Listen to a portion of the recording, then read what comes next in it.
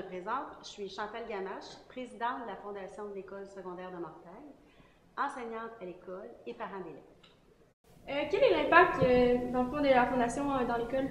Alors, je peux te donner un exemple d'un impact direct. L'an dernier, la Fondation a donné 10 000 $ à l'école pour l'achat de guitares, pour équiper un local complet, pour faire revenir la musique à l'école. Alors, la Fondation, les gens de l'école nous ont demandé de les supporter dans leur projet.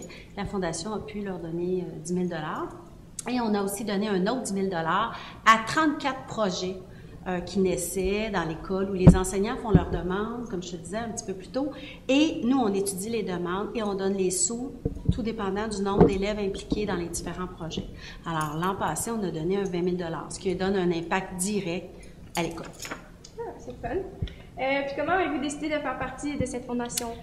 Alors, je suis à l'école depuis plusieurs années maintenant, 27 ans, et je cherchais un comité dans l'école qui était positif, dans lequel on n'allait pas régler des problèmes, mais bien construire et aller vers l'avenir et aller directement à l'élève. Et je trouvais que la Fondation correspondait bien à mes attentes.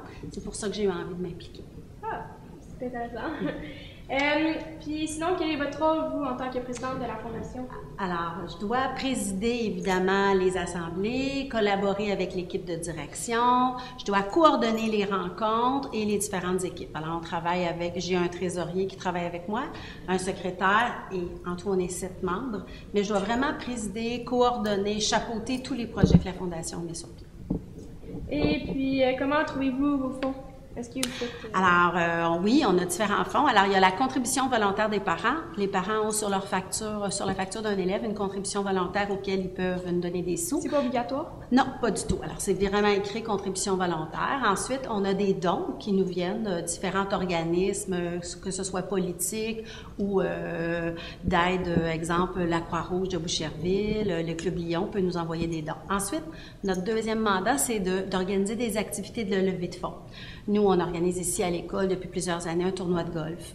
On a eu des soupers bénéfices, on a eu un bazar. Alors, tout dépendant de l'équipe en place, on décide de 2 ou 3 ou 4 activités pour venir en aide à la Fondation et ramasser des sous et faire connaître le projet, évidemment, qui est d'appuyer, de promouvoir l'éducation dans notre école.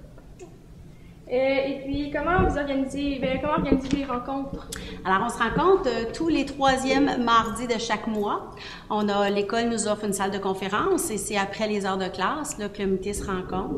Et c'est là que se passent évidemment nos rencontres. Je peux te donner une petite idée. Alors, c'est une rencontre d'environ 2 heures sur laquelle on jase évidemment des projets à venir, les moyens qu'on va avoir. On a de la correspondance, on a le trésorier qui nous donne l'état des comptes, des nouvelles informations qui se greffent, puis surtout les grandes prises de décision se passent là pour travailler pour la prochaine rencontre où on doit revenir avec nos points à l'ordre du jour et continuer notre mandat. Puis est-ce que c'est quand même difficile de tout vous regrouper? Ou... Pas du tout, pas du tout. On a un horaire en début d'année, on a les coordonnées de tout le monde. Je fais un calendrier en début d'année, les coordonnées de tout le monde. On envoie par courriel toutes les rencontres avec l'ordre du jour, le procès-verbal, tous les documents nécessaires. Les gens apportent ça à la réunion, sont prêts. Donc, quand ils arrivent, ils savent exactement de quoi on va parler. Des fois, c'est 2 heures, des fois, c'est un petit peu plus court, ça dépend. Et évidemment, il y a les journées activités là, qui prennent des fois de 24 à 30 heures juste pour une journée de préparation. Mais ça, c'est en plus des rencontres mensuelles. C'est bien. Comment gérez-vous votre temps avec votre métier d'enseignante?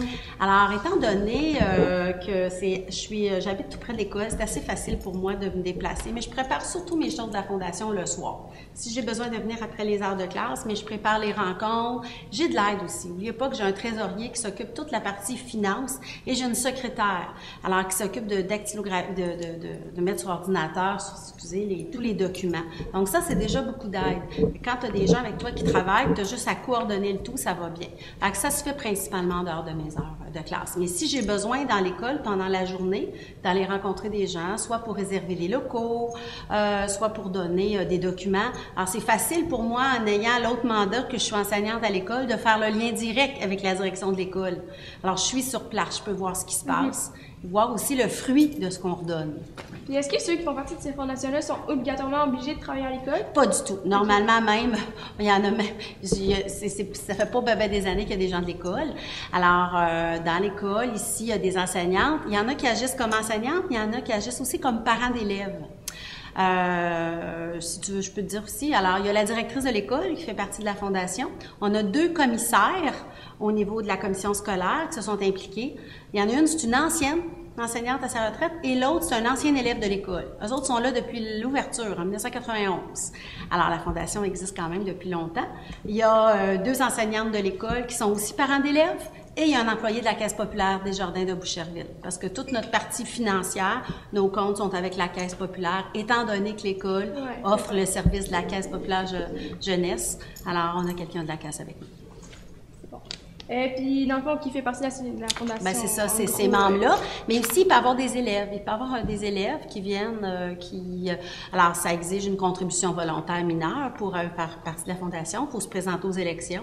On a des élections une fois par année en octobre, où on élit à chaque année le nouveau CA sortant. Et là, il y a des nouvelles élections à chaque année.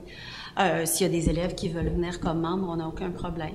C'est bien agréable d'avoir des anciens élèves qui sont soit hommes d'affaires, femmes d'affaires, qui ont réussi puis qui ont envie de s'investir dans leur ancienne école. Donc, merci d'avoir contribué à notre interview et à la prochaine. Bien, merci, puis ça m'a fait plaisir, j'espère.